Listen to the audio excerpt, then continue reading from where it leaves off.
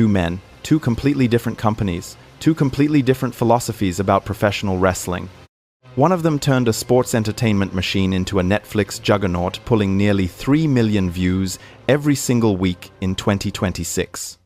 The other built a company from scratch with zero experience running a wrestling promotion and gave the entire industry its first real competition in over 2 decades.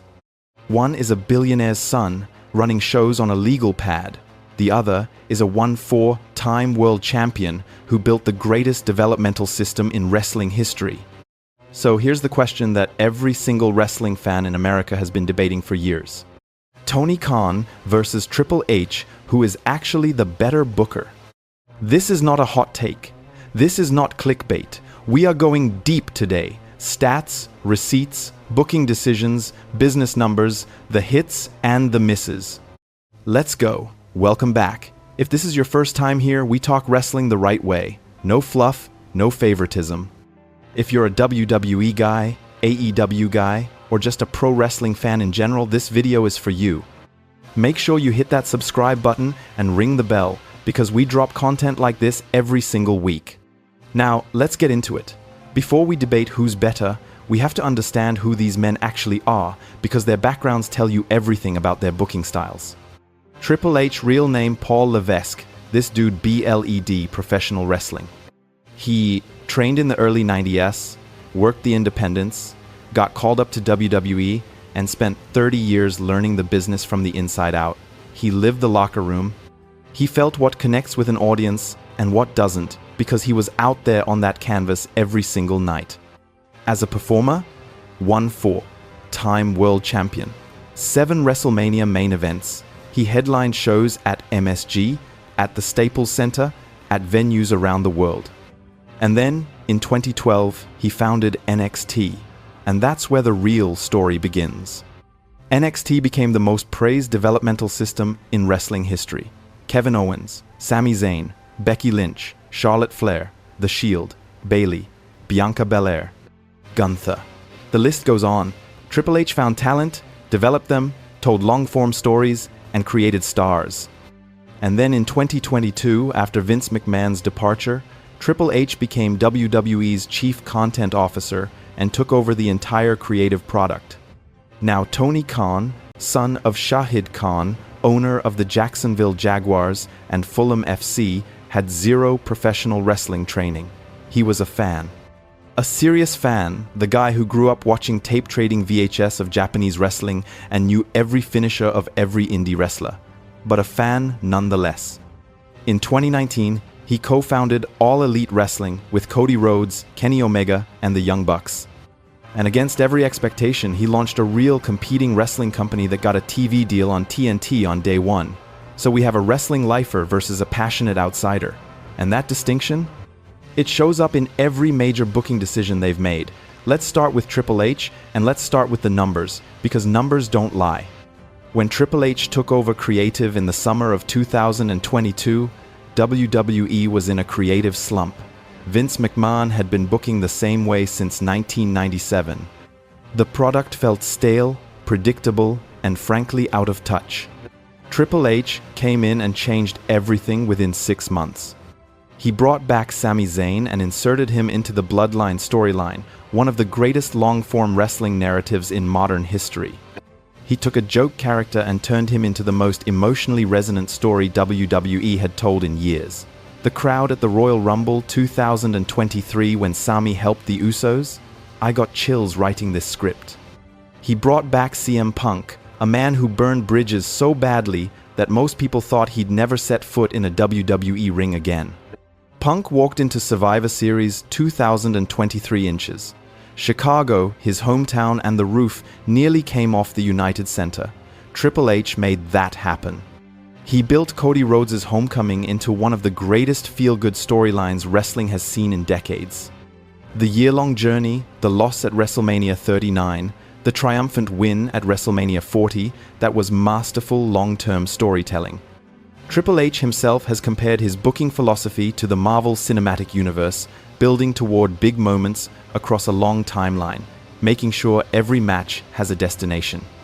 The results? WWE moved Raw to Netflix at the start of 2025, and it worked.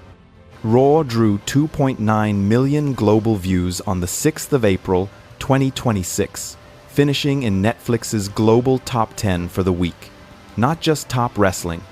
Top 10 on all of Netflix, globally, competing against everything the platform produces. WrestleMania has become a billion-dollar weekend. New Jersey reportedly paid $7 million in site fees just to host SummerSlam. That's not just wrestling, that's a mainstream entertainment empire. And TripleH built that. He also fixed the women's division. He elevated Rhea Ripley into a genuine crossover star. He got Becky Lynch back, Bianca Belair to main event status, Io Sky to the title. He treats women's wrestling as a legitimate main event product, not an afterthought. And perhaps most underrated, his star-making ability. Bronson Reed was released in 2021. TripleH brought him back and turned him into a devastating monster.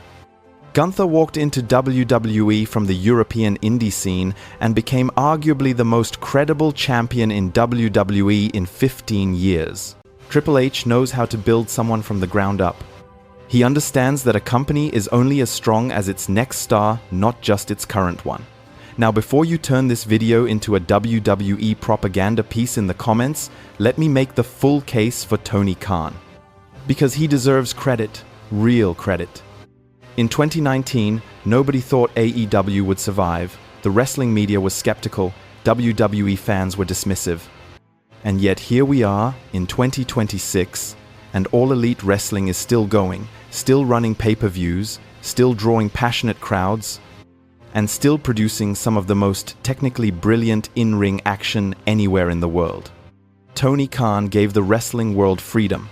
In AEW, wrestlers aren't characters handed to them by a writer's room. Kenny Omega wrote himself into being the most decorated champion in the world. MJF Maxwell Jacob Friedman cut promos that were so real, so cutting, so brilliant that fans weren't sure if he was working or shooting. That's wrestling magic. And Tony Khan gave MJF the microphone and said, "Go." AEW also created Forbidden Door. The idea of WWE and AEW talent appearing on the same card was a pipe dream, but Tony Khan made cross-promotional wrestling a reality, partnering with NJPW and CMLL to bring the best talent from Japan and Mexico to American television. And look at the ring quality. Nobody on the planet was putting on matches like Kenny Omega versus Pac. CM Punk's AEW run before everything went sideways was some of the best storytelling on television. The MJF versus CM Punk feud in 2022 was a masterclass in professional wrestling storytelling, rivaling anything TripleH produced that year. Tony Khan also fixed his own mistake. He admitted in a late 2024 interview that he had gotten too collaborative in his booking process, essentially too many cooks in the kitchen, and he corrected it. AEW's 2025 product was widely praised as their best year ever, winning multiple wrestling outlets' Promotion of the Year award. And here's the philosophical point Tony Khan represents. Wrestling can be a sport, unpredictable outcomes, athletes respected for their craft, fan intelligence honored, not manipulated. For a generation of wrestling fans who felt WWE had become a cartoon, AEW was the antidote. Okay, fair is fair. Let's talk about the mistakes. Because neither of these guys is perfect and any honest wrestling fan knows it. Triple H's biggest weaknesses. Number 1, Money in the Bank has lost its prestige. One of WWE's most beloved concepts has been devalued under his watch. Too many cash-ins, too predictable, not enough stakes.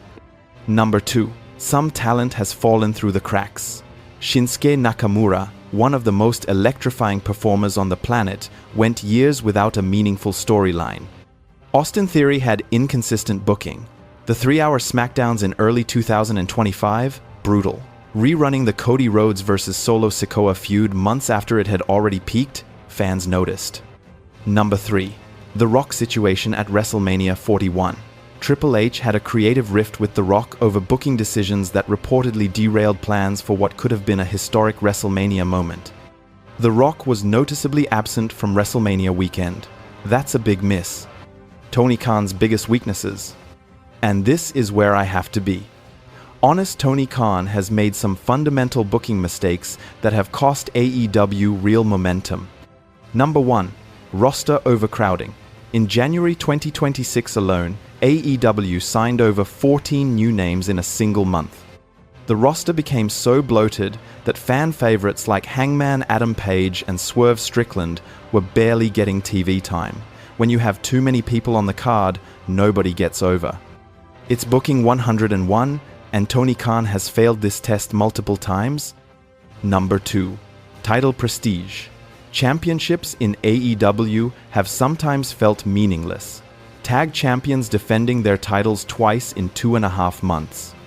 The Death Riders faction losing credibility at World's End 2025 inches, a match they needed to win. Inconsistent championship booking kills long-term storyline investment. Alright, you've been patient. You want the answer. Here it is. On Raw business results, TripleH wins. It isn't close.